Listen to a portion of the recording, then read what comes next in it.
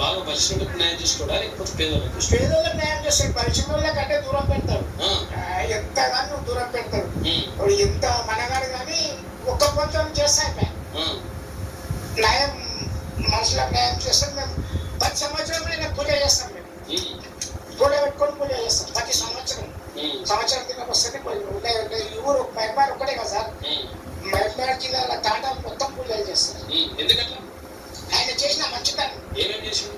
ఇట్లా పేదలకు న్యాయం చేసిండు. ఇట్లా ప్రాబ్లాలు ఉంటే బెదిరిస్తే వాళ్ళు రెడ్డిలు గోళ్ళు వీళ్ళు బెదిరిస్తే న్యాయం చేసిండు. రెడ్డిలు బెదిరిస్తుందా? బెదిరిస్తుంది రెడ్డిలు, మస్తు మంది బెదిరిస్తుంది. రెడ్డిలు బెదిరిస్తుంటే ఇక పేదలకు న్యాయం చేస్తుంది. వచ్చిన వాళ్ళకి న్యాయం చేసి చెప్తున్నారు. అది కథ. అంటే ఒక మనిషి చనిపోయిన తర్వాత ఆయన ఫోటో ఇంట్లో పెట్టుకొని పూజలు చేసే పరిస్థితి ఉందంటే ఎర్ర సత్యం అన్న ఏ స్థాయిలో ప్రజల హృదయాల్లో నిలిచిపోయిందో మనం అర్థం చేసుకోవచ్చు.